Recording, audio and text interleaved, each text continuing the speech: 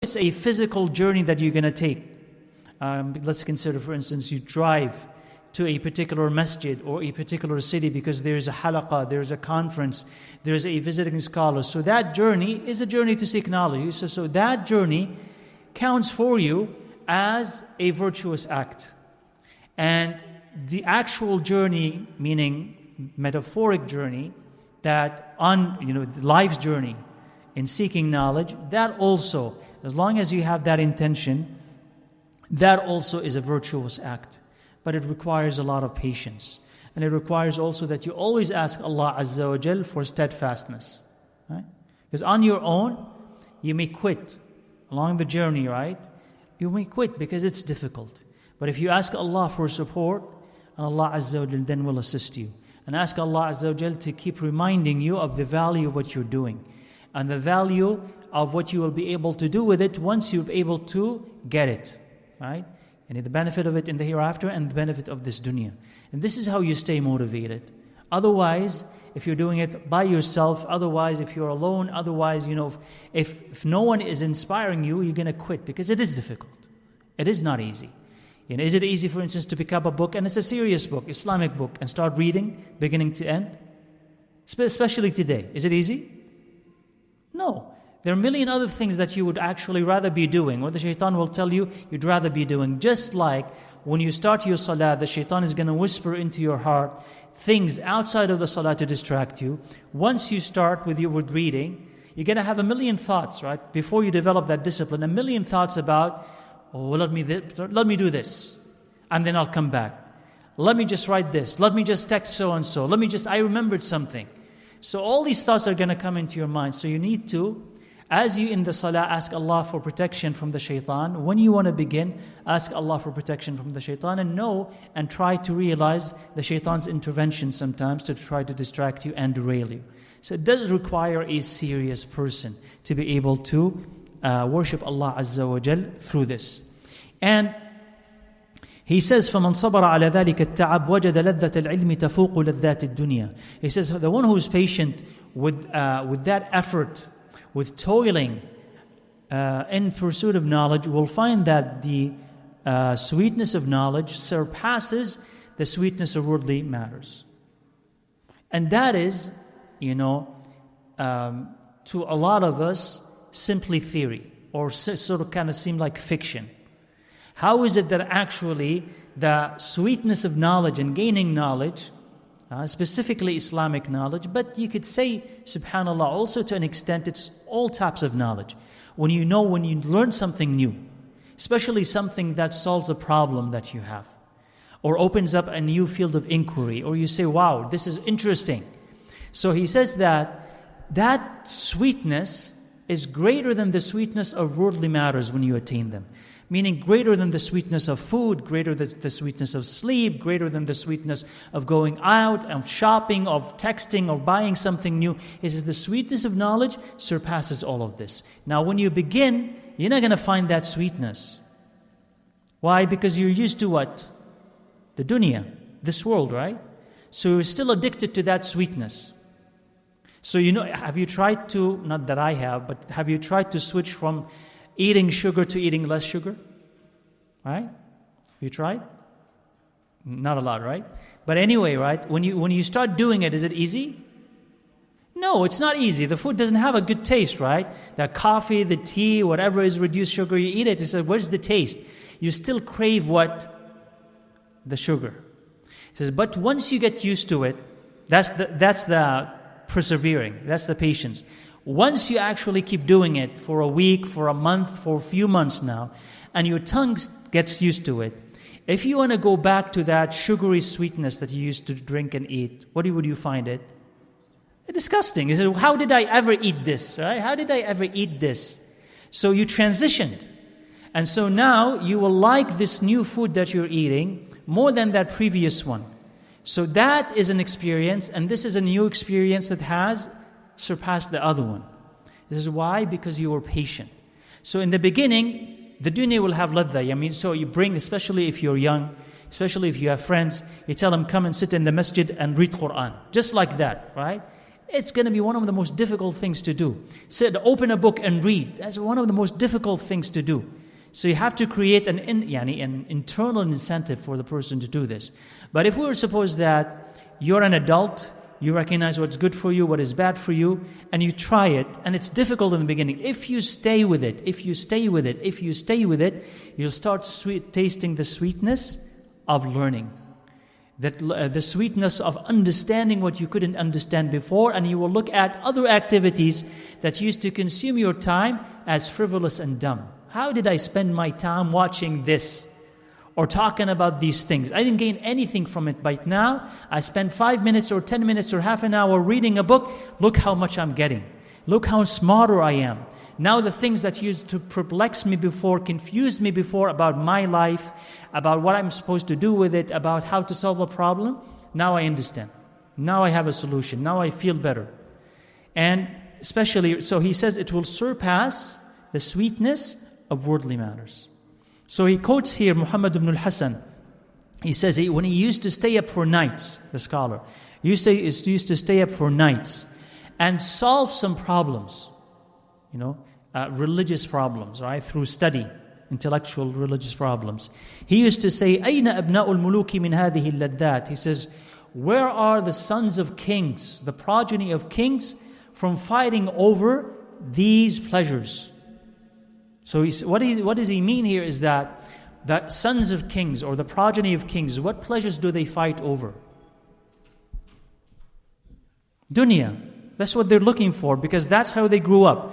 What do they see? They see their father who's a king, he has this power, he has this wealth. So that's why they fight with each other, though they are brothers. But they fight with each other over these types of pleasures. He says to himself, when he experiences لَذَّةُ الْعِلْمِ, the sweetness of understanding, the sweetness of knowledge, he says, how come the children of kings have not figured out the sweetness of these things? How come they did not find? Because if they were actually to find out about it, they would fight us over it because of how sweet it is. Because it's sweeter than, this is what he's saying, it is sweeter than. And he says, especially when you resolve a problem, like in your head, you can't reconcile two things. In your head, you're wondering, right? Especially things that really affect you or affect people that are around you. How is it that Allah Azza wa Jal commanded this? How is it that the Prophet ﷺ did that? Not that you're doubting, but you're trying to understand. And you want to explain it to others. And you think and you think and you think and you can't find an answer. And then, subhanAllah, Allah grants you that answer. From reading, from thinking. Sometimes it comes to you by thinking about it. And Allah opens the gates of guidance. And you figure it out. He says, now, once you grasp that thing, it's as if, subhanAllah, you've eaten, a very wholesome, full meal. It says, this is it. This is beautiful. This is wonderful, because now I understand something about myself. Something about my family. Something about my spouse, my child. Something about Islam. Something about the hereafter. But this, of course, requires that you spend time with it, and you also see the value of it. See the value of what you're learning, because any worldly things, right, that you learn, as valuable as they are, they stop here. But religious things that you learn, they benefit you here, and they continue with you. They continue with you till the Day of Judgment. And so they say about so-and-so that he saw his sheikh in a dream. He said, the fatwa that you've given on that particular day, that reward of that fatwa reached me. What does that mean? It means that the sheikh taught him something. And that his sheikh passed away. So that sheikh, this new sheikh who's still alive, the student who became a sheikh, was giving the fatwa. So his late sheikh came to him in the dream and he says, that reward of that fatwa reached me. Because you taught it. So that could be you. You don't need to be necessarily a sheikh, but you can have some knowledge, some ilm, and you share it with someone and you forget about it. Right? And you die. And then that person continues to apply it or teaches it to another person, and you're getting that reward. So that's the ladha of ilm, because it stays with you and you know that you really have done something lasting, meaningful, magnificent. right? Rather than wasting your life. So this is the ladha there. You do it and you say, subhanAllah, I've learned something here that is really of value. So he says, وَيَنْبَغِي لِطَالِبِ الْعِلْمِ, he says the seeker of knowledge should really concentrate on seeking knowledge and not be distracted by something else. Meaning like stay focused. So the more serious you are, the more focused you are, the more that you're going to get. And he quotes Muhammad ibn al-Hasan, he says, صِنَاعَتُنَا هَذِهِ مِنَ الْمَهْدِ إِلَى اللَّحْدِ. He says, this work of ours, this pursuit of ours, is from the cradle to the grave. فَمَنْ أَرَادَ أَنْ يَتْرُكَ عِلْمَنَا هَذِهِ السَّاعَةِ أو هذا ساعة فليتركه الساعة. If you want to leave this pursuit of knowledge for an hour, okay, there's a play on words here. You want to leave it for an hour, let him leave it this hour. Meaning that stop immediately. That if in your intention, I'm going to be doing some and then pausing, doing some and pausing, doing some and pausing, he's saying to himself, no, just stop already. Stop already, because you really are not serious about it. No, he says what? He says you need to keep on it. You need to keep doing it.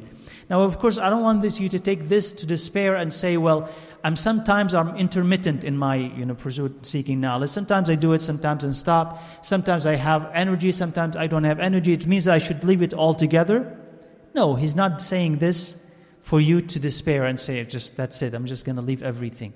He's saying it to motivate and to stress the fact that it should be continuous. Because if it's not continuous, you're not going to be able to get the most out of it. You'll get some, and then you'll pause, and you'll forget, and you'll come back. So you'll continue to what? Be in the same place. So he says, no, be serious about it, because it's supposed to be a lifelong pursuit. So you're not going to stop. But if you happen to be that type of person who either does not have a lot of time, that's fine. Seek it whenever you can. Never give up. Seek it whenever you can, and ask Allah Azza wa Jal. If you find yourself that sometimes you lack motivation, ask Allah for that motivation. Simply. He said, look, this hour, today, I just don't have the energy to do this. Fine. Consider it a day of rest. But ask Allah Azza wa Jal for motivation. Ask Him for support so that you can come back to it. And maybe also investigate. Why is it that when you were in a better mood, why is it that today you weren't really able to read, weren't able to do something productive? What happened? And sometimes upon investigation, you'll find out something, maybe I've done something wrong. If you can trace it, I've done something wrong. I committed a sin. I suspected that sin. And that sin influenced my mood and influenced my pursuit of knowledge. So go back and ask Allah for forgiveness for it. So if you're able to track it back to a particular bad thing that you have done, and sometimes a bad thought that you may have had, you'll be able to cleanse yourself quicker and come back to pursuing knowledge. So he says, this is from the cradle to the grave. Right? So it doesn't matter, and we're going to come to, inshallah, the next chapter. We're going to be talking about, the next chapter. He's talking about that there is no end time except death for pursuit of knowledge. So he gives here an example. He says somebody came to visit Abu Yusuf, and all of these are Hanafi scholars. Said that before. And he used to. So he came to visit Abu Yusuf. Abu Yusuf was on his deathbed, and he was just his soul is it's in the process of leaving his body. Not yet. He's not dying yet. He can still talk, but along the way or on the way of dying. So Abu Yusuf, he told him, asked that person, رَمْيُ الْجِمَارِ رَاكِبًا أَفْضَلُ أَمْ رَاجِلًا. So he asked him, he says, throwing the pebbles, right, in Hajj. So throwing the pebbles, is it better to do it on foot or on an animal? Right? So is it better to do it like this, or is it better to do it that? So that person did not know the answer. So Abu Yusuf gave this answer himself. Right? Of course, that question to us today is not relevant, right? But at one point you could do that. You can either ride an animal or you can, be on foot. But the benefit of that story is what? Is that still till the end, he was what? Learning or teaching. Till the very end, he is learning and teaching. So you think to yourself, well, what's the benefit of this? Because till the last breath, either I can learn something which will help me, or teach something which will also help me. So as long as there is an opportunity for a person to do something that's good, you seize it. Right? You seize it. And they become most precious, of course, when you know that you're leaving. When you know that you're leaving, that's when they become the most precious. But now that you have so many of them, subhanAllah, of those moments, try to take advantage of so many of them, right? So not to waste so many, but advantage of as many of them as possible. And he's not the only person. He's not the only person. There are other scholars on their deathbed. Somebody comes and they will ask him, did you hear about this hadith? Meaning that, can you narrate this hadith to me? Or narrate that tradition to me? And they'll ask him, till when? You mean on your deathbed and you still, are seeking and eager to learn? And he says, yes, it will still the end. Because this, maybe, لَعَلَّ الْكَلِمَةِ التي أستفيد منها لم أسمعها أو كما قال. Maybe the sentence that is going to benefit me, I did not hear yet. You understand? And maybe the sentence that will help me, that will benefit me, I did not hear yet. And maybe the same thing with sadaqah, with charity, with good word. Maybe the sadaqah that's going to save me from hellfire, I did not pay yet. Maybe the good word that I'm going to say to save me from hellfire, I didn't say yet. So you do not belittle any small thing. You say, what is $1 going to do? What's an extra hadith going to do? What is, an extra good word is going to do? What is it going to do? But maybe it is this thing, that it's going to be on top of all your other good deeds that are going to take you to Jannah. So you don't know. So if it's not going to harm you, and it's not, it will benefit you, inshaAllah. So try to seize it. He says, he says, so the faqih, the scholar, has to occupy all of his times with that type of pursuit, noble pursuit, and he will find a lot of pleasure in doing so. وَقَدْ قِيلَ أَنَّهُ قَالَ فِي آخِرِ عُمُرِهِ. It is said that he had said towards the end of his time, شغلتني مسائل المكاتب عن الاستعداد لهذا اليوم. He says, I was distracted by the matters or questions about al-mukatab. Al-mukatab is the slave who goes to his owner and he says, I want to be freed, I'm going to pay you back for it. So his owner tells him, go ahead and earn money and pay me back and you're free. Right? So he pays him back whatever he had paid. So this is al-mukatab. So it's an issue in fiqh. So he says, I was distracted by that from getting ready for this day, meaning for coming back to Allah Azza wa Jal, or the day of death. And he says, وَإِنَّمَا قَالَ ذَلِكَ تَوَاضُعًا. He says, maybe he said that out of humility. Out of humility. So it's a possibility that Abu Yusuf rahimahullah, he had said this out of humility, that, I should have, if I had known, I would not have spent so much time on this. But he says, of course, he benefited a lot of people with whatever he had taught, whatever he had learned. So of course he was saying this out of humility. So that's a possibility. Or the other possibility is Abu Yusuf rahimahullah has realized, he says, I spent too much time on these matters, on too many details related to that matters, whereas if I spent my time on something else more significant, that would have been even better for my today. So this, if you can take from it a lesson, would be that whatever you are learning, you want to ask yourself, why am I learning it? Because sometimes there is this shahwa, there is this desire when you want to learn, of learning something new. Just I want to learn, right? I want to just learn something new. Especially if it is, as we said before, if it is odd, strange, controversial, nobody had heard about it before. So there is this shahwa that you have. I want to just learn this and I want to learn that. And that is, at least you have a desire to learn. That is good. But then you ask yourself, what am I applying this for? What is this for? So if it is of little benefit, it's such a minute, irrelevant matter, of little benefit in the akhirah and also of little benefit in the dunya, why are you learning it and spending time on it? So occupy yourself with what is most beneficial, most helpful. And that was a smart seeker of knowledge would do. Because the paths, the roads are plenty and all of them are open. You can study so many different things, and within each discipline you can study even more things within each discipline. There are roads within the roads, paths within the paths. So which one should I study? He says, the one that you need. What is it that you need? And that's what you need to find out. At this moment, I need to learn about salah. That's what I'm going to study about salah. Not about the signs of the Day of Judgment. right? I mean, you may not never see that, right? I know they're interesting and there's a lot of benefit in them, but salah or signs of day of judgment? Salah or ad-Dajjal? Salah first, then learn about ad-Dajjal. Make the Dajjal the reward, right? After you learn about salah, I'm going to reward myself by learning about ad-Dajjal because it's interesting. But at least learn about what you're going to apply today. Learn about what your spouse needs.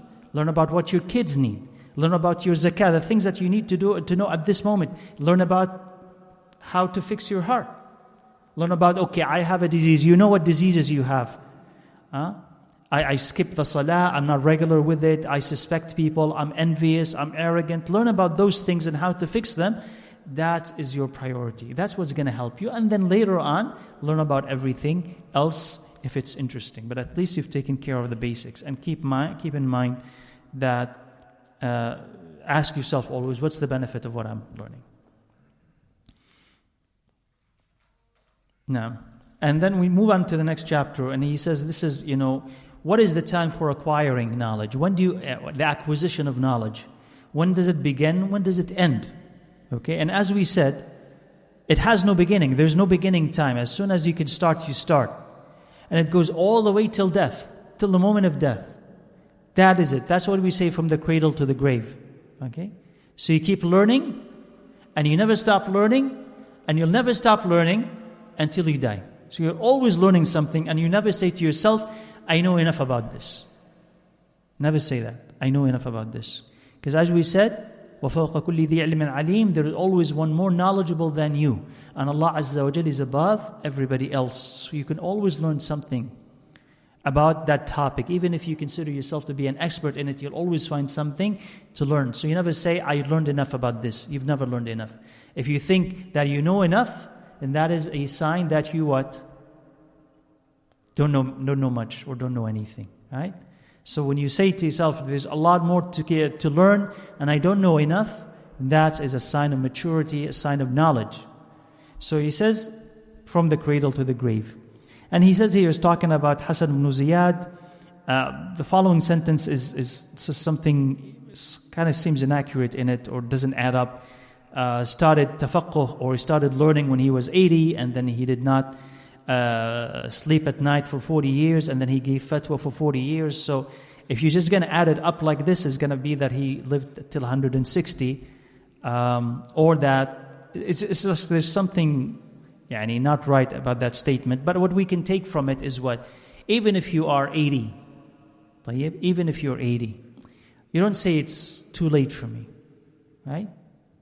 Why isn't it late if you're 80 to seek knowledge? Why? You're still alive.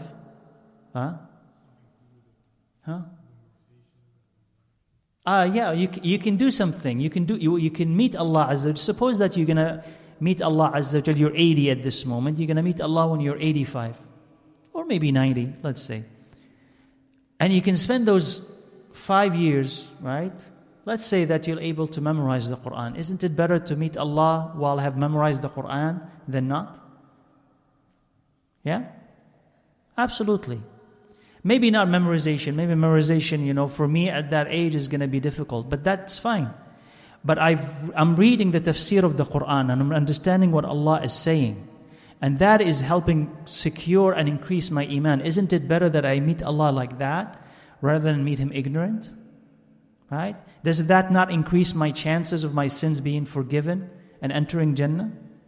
And maybe perhaps Allah Azza wa Jal, it's a possibility Allah will facilitate that I can teach somebody those things. A family member, a neighbor, or somebody I see in the masjid, they're doing something wrong, I correct it. I now have taught somebody something. Okay? And that becomes something that they keep applying and teaching it to other people. So there is a lot of barakah in continuing to learn. So even if you're 80, it doesn't really matter.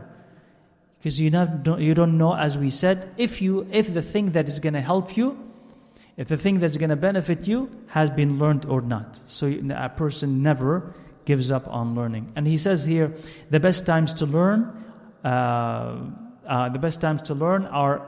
early adulthood, meaning when you're young, وَوَقْتُ السَّحَرِ, the last part of the night before dawn, وَمَا بَيْنَ الْعِشَاءَيْنِ, between Maghrib and Isha. قال وينبغي أن يستغرق جميع أوقاته. He says it should, seeking knowledge should take up most of your time. Okay, I understand. We're not full-time seekers of knowledge, but a significant amount of your time. Or be dedicated enough that you're giving it a good portion of your day. If it's half an hour, be dedicated and say half an hour, but at least it's half an hour. If it's an hour, say an hour of reading, an hour of studying, and it will add up. But he's talking here about the full-timers. So he said it should occupy most of his time. And he has really a very good advice here. فَإِذَا مَلَّ مِنْ عِلْمٍ يَشْتَغِلُ بِعِلْمٍ آخَرٍ. He says if you get tired with one discipline, with one branch of knowledge, you move on to another discipline and to another branch. He says, كان ابن عباس إذا مل من الكلام. Ibn Abbas, if he get tired of talking, bored with it, right? Like sitting, let's say, teaching and teaching and teaching. He would say, what? هاتوا ديوان الشعراء. Bring the poetry of the poets. Bring poetry and let's read poetry. So here you begin to understand that you are a human being who is going to get tired. So I'm reading hadith, let's say. I'm studying hadith. And my capacity is, some people can do it for hours, let's say. But my capacity is an hour. After an hour, I get tired and bored. I can't continue. I'm not absorbing anything anymore. I need a rest. So what am I going to rest doing? So he says, if you don't plan, then yourself is going to take you where? You wander into where? At least distracting, at least it's other distractions or the haram maybe. Because you don't have a plan. Okay, you know that you're going to get bored, right? You know yourself. I know myself. I know I'm going to get bored. You know you're going to get bored. After an hour, after half an hour, okay, what's your plan? No, you know that you're going to get hungry in an hour. You don't have a plan? You have a plan, right? I went to the grocery store, I bought stuff, right? I've stocked up the fridge. I know. Why do you stock up the fridge? I know I'm going to need? I'm going to eat breakfast, lunch, or dinner, maybe not lunch, breakfast, at least dinner. So something, right? So what is your plan? Because this is your nourishment, intellectually and spiritually. This is it. Okay, so I'm going to get bored with this. I need something else. What's the other book? The other discipline that is going to refresh you, is going to energize you, something that is not as serious. Something that is not as serious. So this is what Ibn Abbas said. After studying hadith or teaching Quran or doing this, after some time, that's it. The nafs gets tired. Okay? Then now what? He says he likes poetry. He says, bring poetry and let's read poetry. And there's benefit in it. There's benefit in it. What's the benefit in poetry? But through understanding Arabic poetry, you'll be able to understand the Quran better. You'll be understand the Sunnah better. You'll reform your tongue. You'll learn wisdom. A lot of benefits in it. But then just find for yourself what is the thing that interests you. Even if you want to read, subhanAllah, any halal fiction, so that's fine. I finished this, I'm going to read something, fiction, but there's some benefit in it. But at least it's not haram. And at least I'm learning something. And at least, I'm getting more energy. So that in an hour or so, I can go back and do something else. Just find out what is the thing that you need to do and plan ahead. Right? Naam, and he quotes Muhammad ibn al-Hasan again. He says he did not used to sleep the nights.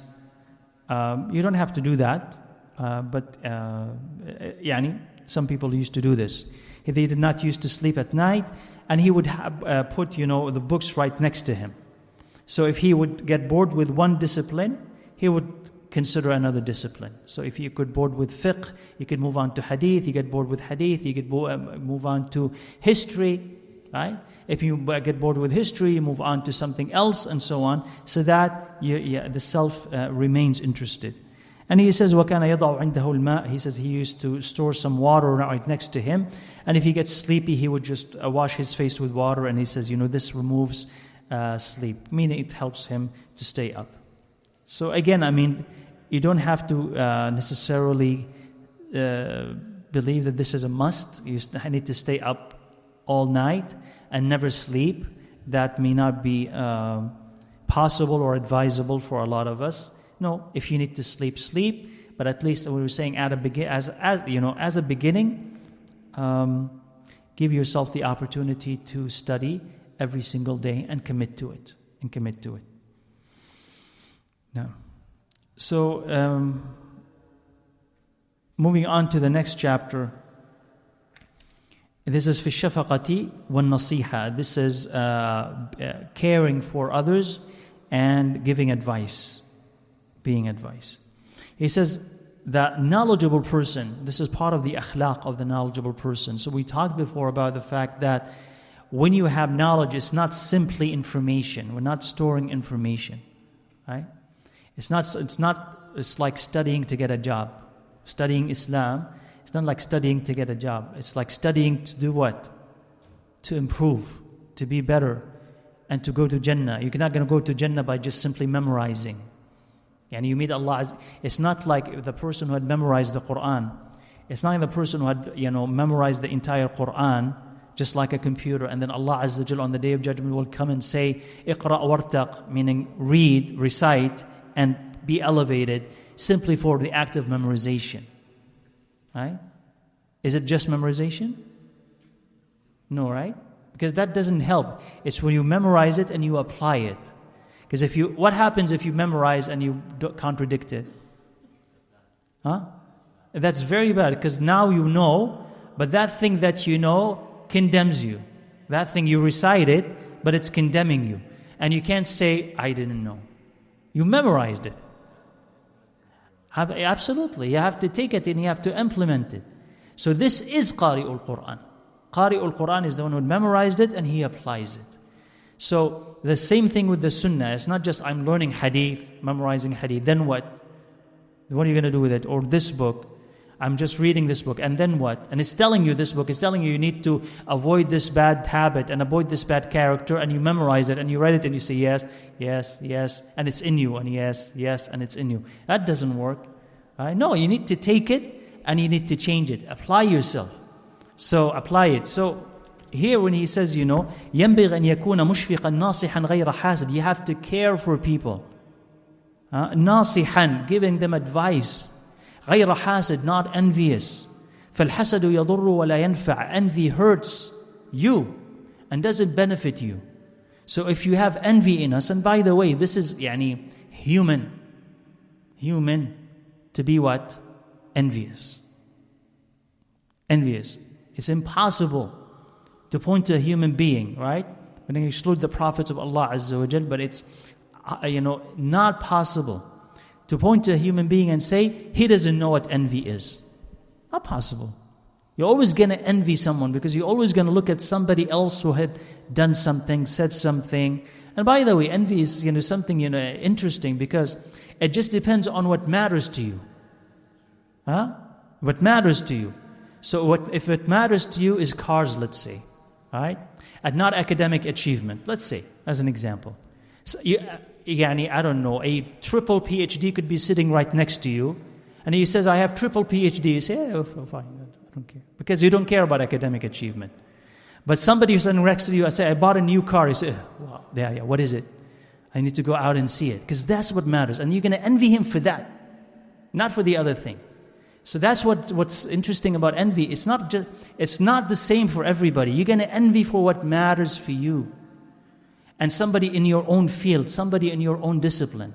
So if you hear about somebody else in a different type of discipline who achieved something, you may not care. But a colleague of yours who had achieved something you couldn't or did not yet, you're going to envy him. Right? Somebody older than you did something, or older than you, did something great, that's okay. Somebody same age or younger did something that you couldn't do, what? That's envy. So he says, this also is in ilm, by the way. In ilm, you're going to be envious. You're starting a book, you're starting a surah. Having such a hard time memorizing it. Somebody else comes and, in a day he finishes the whole thing. Oh, that's it. Absolutely. Because why does he say that envy hurts and does not benefit? Because what are you doing is, you're hurting yourself. You're not hurting the other person. It's sinful to envy, And now you're looking at them and you're questioning why they have what you do not have. And it has not helped you in any way. But rather if you say, well, wait a second, I'm being envious. He knows more than I am. And he's younger and this and that, but he knows more than I am. Rather than being envious, make dua for them, be happy for them that Allah Azza wa Jal had enabled them to do something, and that your objective and their objective should be the same, which is what? Helping the Ummah Muhammad sallallahu alaihi wasallam. Because why are you learning this? After you're saving yourself, right? We said, izalatul jahli an nafsi, that you save yourself from ignorance. But also, why are you learning it? You want to help the Ummah of Muhammad sallallahu alaihi wasallam, the people around. So this person who is knowledgeable, who knows more than you, isn't he also doing the same thing? So if your objective is the same, you shouldn't envy him. But if my objective is my own glory, then that's different. Okay? And it's easy to say, no, I don't want any glory, I don't want any praise. No. All of us want glory, all of us want praise. All of us. And we enjoy it. We feed off it. So you have now to say what? No, I shouldn't care about it. I shouldn't. This is how you treat yourself. I shouldn't care about it. I shouldn't care. I seek Allah's protection from it. I seek Allah's protection from it. It's not good for me. It is bad for me. And to keep saying this to yourself and educating yourself on what constitutes envy and how you can rid yourself of it, then you'll get rid of it. So he is saying here that this is how you are supposed to be. Caring for others, giving them advice, taking care of them, not envious of them. This is how knowledge is supposed to elevate you, not demean you. Right? So some people, subhanAllah, and this is why it's important, they learn, meaning information, but no adab with it. No adab. So that their akhlaq are terrible. And when they discuss a matter with you, they're terrible. And you want to run away. Yeah, of course, right? I mean, you start hurting. As he said, you start hurting when you talk to them. You want to run away. Even though they're talking about religious matters. But their akhlaq are terrible. You say, well, no, I don't want this. You just want to run away because that's not the type of person I want to be, and that you're not the type of person I want to talk to. So there's this divorce between adab and learning. No, they need to be together. And as we said before, if you find that your information, your knowledge that you are acquiring is not helping your akhlaq, is something wrong. There's something wrong in what you are learning and how you are learning it. So you need to take a step back and reconsider. Maybe you shouldn't be focused on this, focus on something else, or whatever you are learning, you're really not learning it right and not applying it to yourself. So he brings here the example of someone as a teacher. He says, جَعَلَ وَقْتَ السَّبْقِ لِإِبْنَيْهِ وَقْتَ الضَّحْوَةِ الْكُبْرَى, meaning that he used to teach kids, and he had children. So he used to teach the children of other people, and delay teaching his kids, till close to Dhuhr time. So they would start teaching from after Fajr, and he'll delay his children till about close to Dhuhr time, Dahwa al-Kubra. So they came to their father and they said, so our nature, can't wait, like our energy. We don't have energy to wait till that time. إِنَّ طَبِيعَتَنَا تَكِلُّ وَتَمَلُّ فِي ذَلِكَ الْوَقْتِ. We get tired and bored when you want to teach us close to Dhuhr time. That's close to the end. So we have energy in the beginning. Waiting all the way to the end, we don't have energy for it. Why don't you give us the earlier times?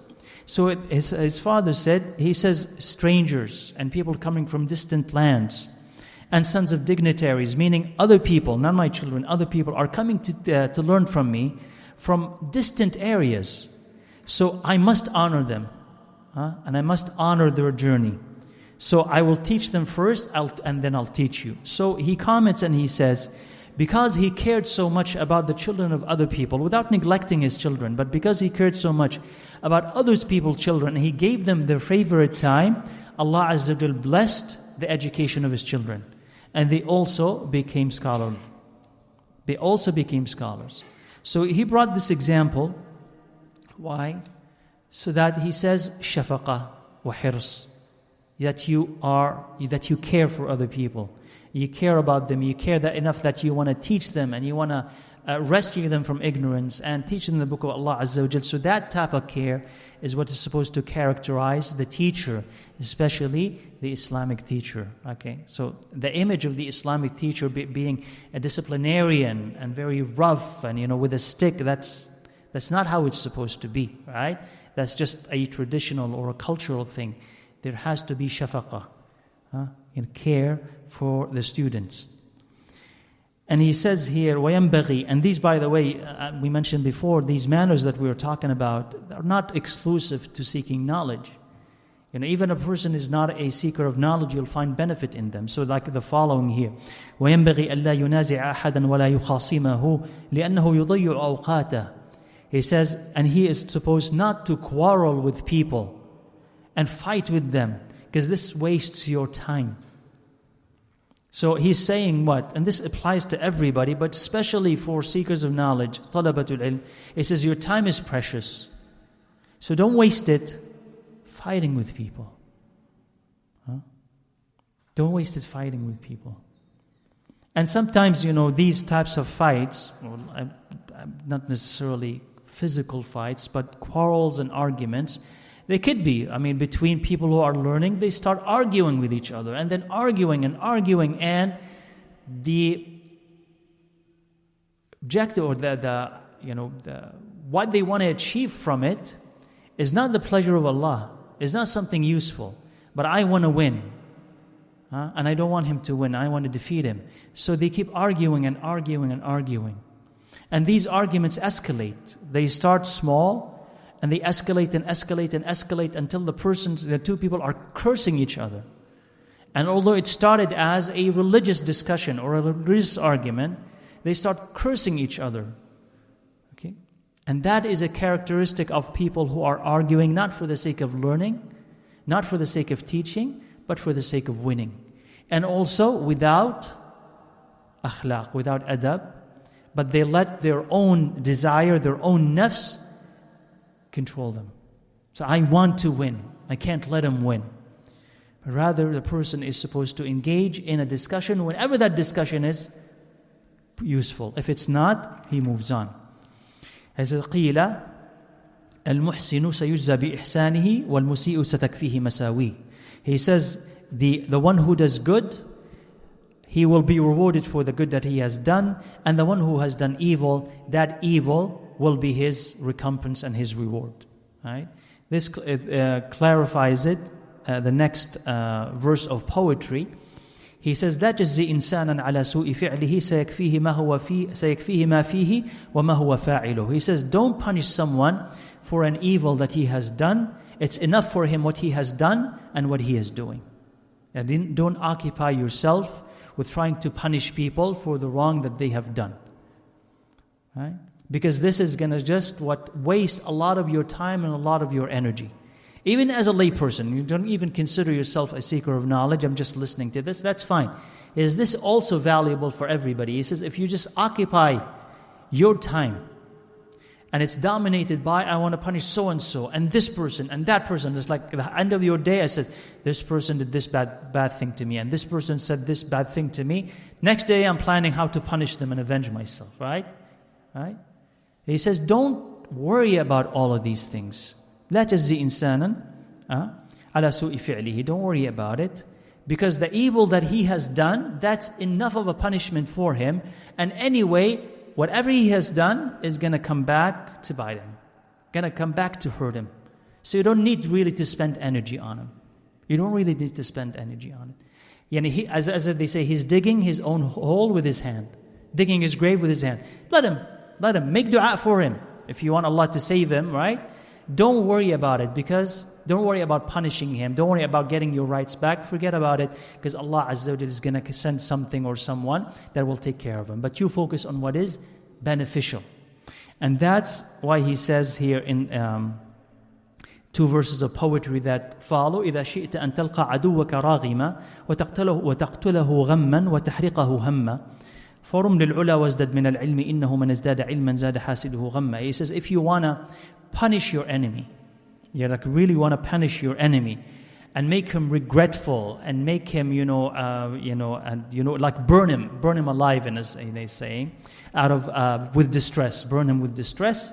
He says, excel, do your best to excel and increase yourself of knowledge, because when he sees that you have excelled, he's going to be distressed because of it. Then, so in a sense, he's saying what? If you have an enemy and if you really want to make your enemy sad, be better.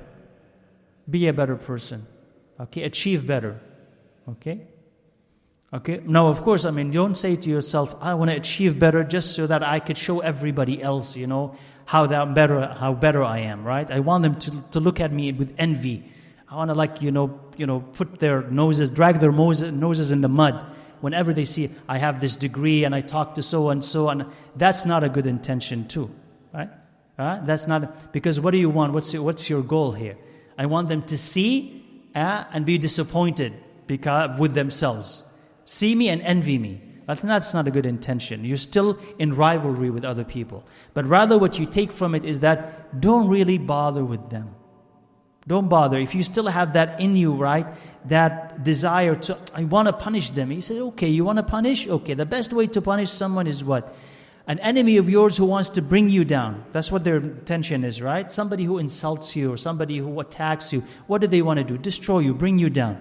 Okay, raise yourself up. You're doing the opposite of what your enemy wants.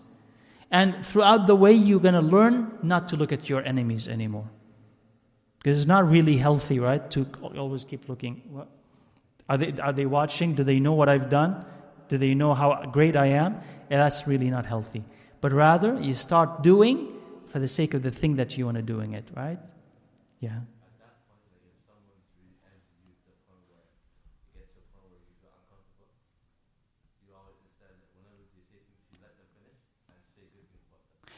Right. You don't repay evil with evil. Don't repay, but rather suppress evil. Yeah. So don't repay evil with evil, but rather neglect that evil, right? And do what benefits you. Because when you keep rising, you're going to rise above that foolishness, right? So he says, that's what he says. عليك أن تشتغل بمصالح نفسك لا بقهر عدوك. He says you have to occupy yourself, concentrate on what benefits you, not about how to defeat your enemy. Because if you benefit yourself, you really have defeated your enemy. So that's what it is. Right? So that idea of revenge, that idea about revenge, about I want to see something bad happening to my enemy, okay, that's really not healthy, and that's really not something that you should concentrate on. But rather, somebody did something bad to you, try to go beyond it, move beyond it. And if there's still you have these feelings inside of you, you say, I'm going to better myself. And when you better yourself, you definitely have moved beyond whatever that person was trying to do. So just move beyond it. And he says here also something very beneficial. He says, وَإِيَّاكَ وَالْمُعَادَةِ. Beware of hostilities. Feeding hostilities. You're not going to start quarrels and arguments and fights with people. You're not. But you may respond. So he says, beware of hostility. فَإِنَّهَا تَفْضَحُكَ. I'll explain it. It's going to disgrace you and waste your time. وَعَلَيْكَ بِالتَّحَمُّلِ. But be tolerant, especially with the foolish. So he says, well, you're going to meet someone, okay? You're going to meet plenty of different types of people. Some of them are going to be foolish. So he says, don't, okay, nurture any hostility. Don't allow hostilities with them. Why? He says, فَإِنَّهَا تَفْضَحُكَ. It's going to disgrace you and waste your time. Wasting your time is easy. We understand how it's going to waste your time. What does he mean that it's going to disgrace you? That's if you are talking with someone who's foolish, okay, and out of anger you give him an insult. What is he going to do? He's going to give you 10 insults. Exactly. You're feeding a monster. So one insult, he's going to give you 10 insults. You give him 10 insults, that's it. He takes you outside the masjid, outside the home, and just, starts a slapping competition, right? So he says, if he's foolish, don't stoop to his level, because it's going to only aggravate the situation. It's going to disgrace you. So if you want to maintain your dignity, right? So this is the same thing as they say, for instance, if there's a dog who's barking at you, what do? Okay? You don't bark, right? Nobody barks back at a dog, right? And then it's a barking competition between you and the dog, and who can go faster and louder, and until he's going to win, right? The dog is going to win, right? With barking. Sahih? Why? Because We're not designed to do that. We can imitate, but that's not what we do. So if you happen not to be foolish, but there's another person who's foolish, an expert at foolishness, don't compete in foolishness with them. All right? Just let them be. So don't beware of hostilities. So in your mind, in your heart, always, your intent is, I want to, whenever I am, suppress evil. Yeah, in the grocery store, you're going to meet a foolish person. While parking, you've heard of people fighting over parking spots? Okay. If somebody wants to park, and that's park, for God's sake, just park and go on and find another parking.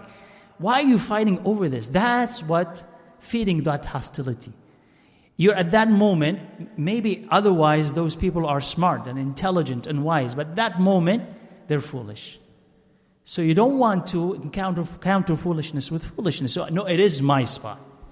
I'm making a statement right now, all right, that this is mine. I'm moving here, building, something here. I'm just, just move on. So if you're going to engage in a quarrel with a foolish person, it's just going to be your own downfall. And let me just finish, inshallah, then we can have a time for questions. So it's just going to be your downfall for that. He says, especially with the foolish, and it's going to, so tolerate.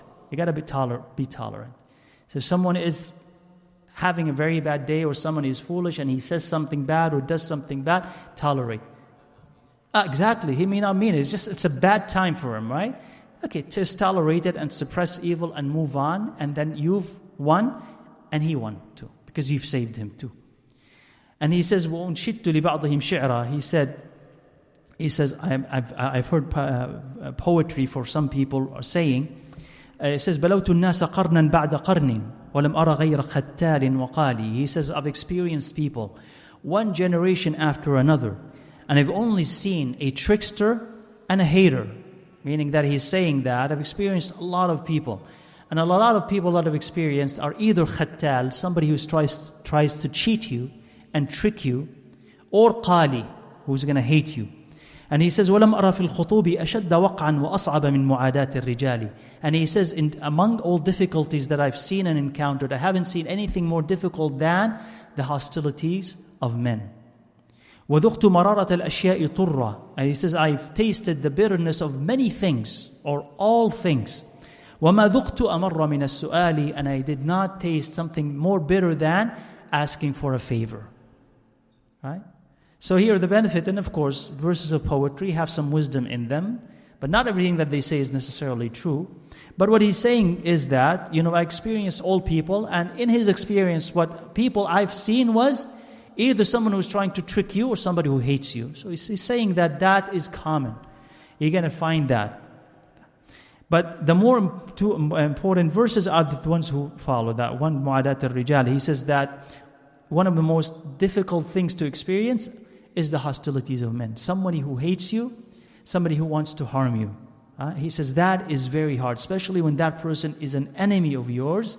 That is very hard. So don't let it reach that level where that person really wants to harm you. Physical harm, or even reputation-wise, right? He really wants to harm you.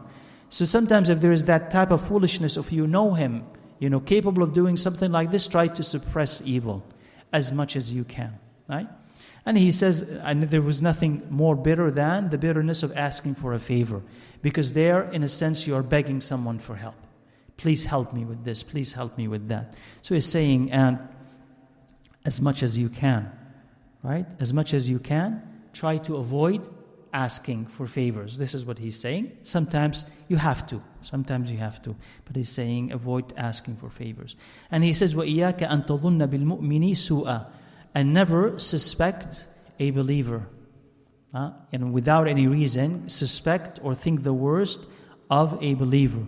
فَإِنَّهُ مَنْشَأُ الْعَدَاوَةِ وَلَا يَحِلُّ ذَلِكَ. He says, because this is the seed of hostilities. And how do hostilities begin? Is with bad thoughts and bad suspicion. I'm thinking the worst of him, has done this or said that because of bad reasons. He says, this is how hostilities start. وَإِنَّمَا يَنْشَأُ ذَلِكَ مِنْ خُبْثِ النِّيَّةِ وَسُوءِ السَّرِيرَةِ. It says, and this is the origin of it. Where does it come from when you have these bad thoughts? خُبْثُ النِّيَّةِ, having a bad intention, وَسُوءُ السَّرِيرَةِ, and a bad interior. So a bad interior here, that the heart okay, is moving with hatred, is moving with hostility, is moving with evil, any type of evil. He says, because there is something bad on the inside, you suspect others on the outside. So he's saying, and there's a piece of poetry here that really is important, because it tells you something. But before I go to it, he says, you cannot suspect a believer without any justification. Okay? Well, actually, let me read that verse of poetry and then go back and explain it. It says, المتنبي, he says, إذا ساء فعل المرء ساء ظنونه وصدق ما يعتاده من توهم وعاد محبه بقول عداته وأصبح في ليل من الشك مظلم. He says, when a person's actions are evil, then his thoughts are evil or his suspicions are evil. And he believes what he is used to of suspicion. So what does he mean by this? He says that if what you do is bad, okay, your suspicions also are going to be bad. Your suspicions reflect your actions, right? And you will believe whatever imaginations, whatever you suspect or imagine about somebody else, you'll start believing it as well. Like what, for instance? If a person is a thief, okay, he believes that everybody is what? Thieves. Okay, that's proven. Like if you're a person who steals, because that's the thing that you do, and you understand that motivation. If you see somebody taking money out of somewhere, you'll say, he must be stealing it too. Because this is what you do. The first thing that comes to your mind is what? What you do. Okay? If talking to, a lady, let's say, right? And you are used to talking to ladies the haram way, right? If you see that, he says what? He must be doing something bad. Why? Because that's what you do. That's the natural. Naturally, that's what comes. That's what I would be doing, right? So that's what comes to your mind. So إذا ساء فعل المرء ساء ظنونه. It says when your actions are evil, your suspicions will follow, because this is exactly what you are doing. That's the first thing that is going to come to your mind. Plus, the person who does that evil, he wants everybody to do it. He believes everybody does it. So that's why sometimes, not all the time, when you hear somebody who says, well, everybody steals. Why? This is what you believe. Because this is what you do. And this is what you want it to be. Because you don't want to say, I'm the only person who steals. Right? It's not, then you're the only guilty one? No. Everybody steals, one way or another. Right? So if that way, that you remove guilt. And you become, at least, not as bad as you think you are. So he says, if your actions are bad, your suspicions are bad, and you believe whatever you imagine, وَعَادَ مُحِبِّيهِ, and he'll turn against his loved ones because of what his enemies are telling him. So if there's any gossip, he'll believe that gossip immediately. And he'll break relations with his friends, with his family members, with loved ones, just simply based on suspicion. I heard so-and-so. He may have said this about you. He will believe all of that, and he will be in a dark night of suspicion. He doesn't know what to believe anymore. So, a person is not supposed to think the worst of a believer. Okay? Whether these suspicions arise within you, or somebody comes and shares these things with you.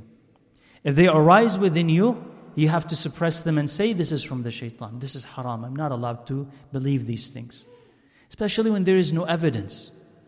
Or whatever you see can be interpreted in more than one way. Why are you choosing the worst way to interpret and then condemn your brother and sister, as long as there's another way to interpret it?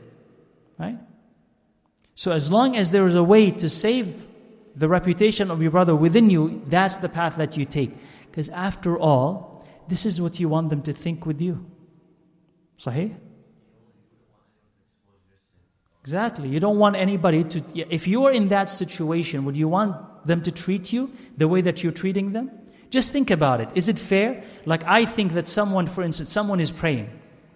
And I think he's showing off.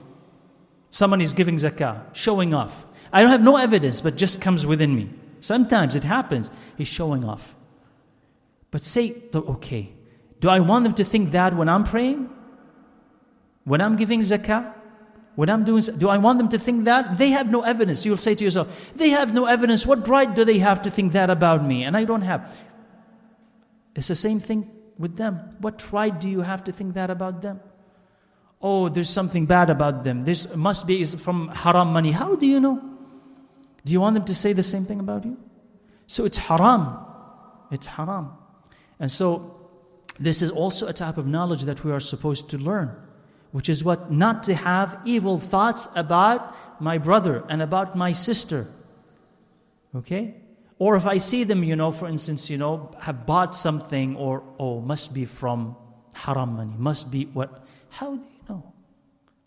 Always think the best if you want Allah Azza wa Jal to gather around you people who will think the best of you. And if you hear unsubstantiated information coming from people about other people, shut that door immediately.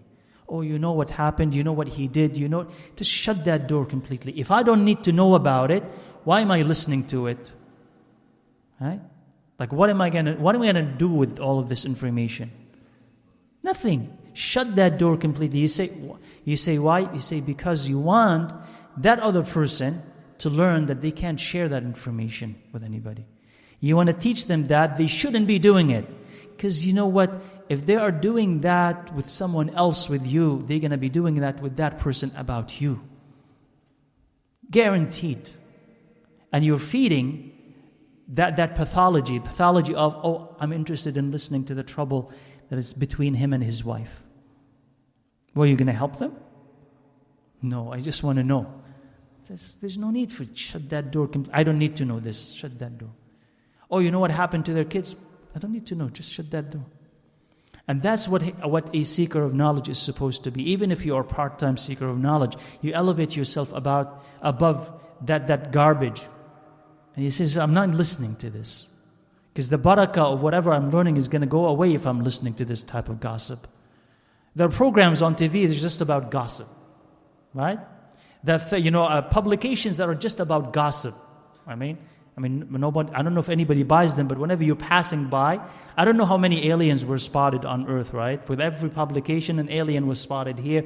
The son of this person is an alien. I don't know. People buy these things, right? Because it's interesting. But it's so outrageous. I don't know who believes it anyway, right? How many people got divorced and back together, right? You're like, so-and-so got divorced, so-and-so got divorced. So that's interesting to some people. So we live on gossip, but you need to shut that door completely, especially where? In the masjid. Right? If you really, really, really want to do it, not that it's halal, but at least remove yourself outside of the masjid, for God's sake. Not in the house of Allah Azza wa Jal. You're coming to the masjid, house of Allah, and you're gossiping. Okay. So your sin should increase.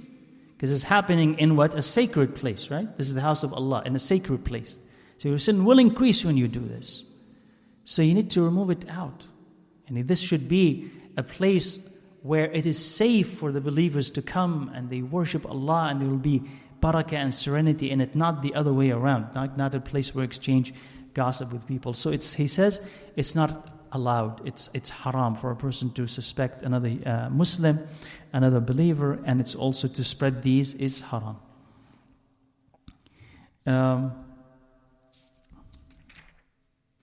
Two more, a couple of, about 4 verses of poetry to conclude this chapter. He says, تَنَحَّ عَنِ الْقَبِيحِ وَلَا تُرِدْهُ وَمَنْ أَوْلَيْتَهُ حَسَنًا فَزِدْهُ. He says, remove yourself from any evil, okay? Any evil act, and don't seek it. And if you've done something good to someone, double that and keep increasing it, okay? سَتُكْفَى مِنْ عَدُوِّكَ كُلَّ كَيْدٍ. He says, you're going to be protected from the plots of your enemy. So if your enemy plots against you, don't plot against him. So he's saying again, rise above foolishness. So what is he saying is that stay away from evil. Stay away from evil. And if you've done something good, keep doing it. Keep doing it. As some people, subhanAllah, we're human. They keep giving, and after some time they complain. He says, I'm not seeing anything back. I'm not seeing anything. I'm not seeing any thank you. I'm not seeing any return on it. In time, inshallah, you need to ask Allah Azza wa Jal for it. You want to reach a stage where you're giving for the sake of giving. Right? Not giving for the sake of anything else that you're going to get from that person. Not even a thank you. Huh? So there are levels of giving, levels of teaching, level of companionship, where I'm giving, but I'm expecting something back. And yes, we're humans. And with some humans, you're going to have to expect something back. I understand. Your spouse, your child, you're expecting something back. But there are also with other human beings outside, right? That intimate circle. Friends or people in the masjid or whatever, right? Acquaintances, family members. Do it for the sake of doing that, what is good. Doing it for Allah Azza wa Jal. Whether you receive something good from them or not, ask Allah to make it irrelevant. Ask Allah to make it irrelevant. Because when it is irrelevant, you'll be able to keep giving them good and good and good lillah, for the sake of Allah Azza wa Jal. It's not going to end. Even if they're not repaying you. Even if they're not returning the favor. And what he says here, he says, سَتُخْفَى مِنْ عَدُوِّكَ كُلَّ كَيْدٍ. He says, when you do this and when you live like that, you're going to be saved from the plots of your enemy. So you don't need to worry about your enemy. If they plot against you, you don't need to plot against them. Allah will plot for you. As Allah Azza wa Jal says, what كَذَلِكَ كِدْنَا لِيُوسُف. So we have plotted for Yusuf. Right? So Yusuf, you understand what happened to Yusuf alayhi salam, right? He went through so much with the plots of his brothers. But he did not plot against them. And he did not want to harm them. That's the ideal story of people harming you, but you don't really want to harm them. You just want them to find out what they've done that was wrong and repent from it. So that's once they repented from it, he invited them and their families to Egypt, and he welcomed them with open arms and gave them whatever they needed. So they actually benefited from Yusuf. He never harmed them. But who plotted for Yusuf? Allah. كَذَلِكَ كِدْنَا لِيُوسُف. So he didn't have to sit, how am I going to trick this person and punish this person? And there are like 11 of them, 1, 2, 3. He didn't have to do this. He says, this is how we're going to plot for Yusuf. So Allah will plot for you. Allah will save you from your enemy's plot if you are good. You don't have to worry about it. Somebody hurt me. How do I hurt him? No, don't hurt. Somebody harmed me. What do I do to avenge? No, don't worry about that. Be good and rise above those petty feelings, those hurt feelings, and Allah Azza wa Jal will take care of you. And the last one, he says, ذُو الْعَقْلِ لَا يَسْلَمُ مِنْ جَاهِلٍ. And he says, the wise person will never be safe from an ignorant person. يَسُومُهُ ظُلْمًا وَإِعْنَاتًا.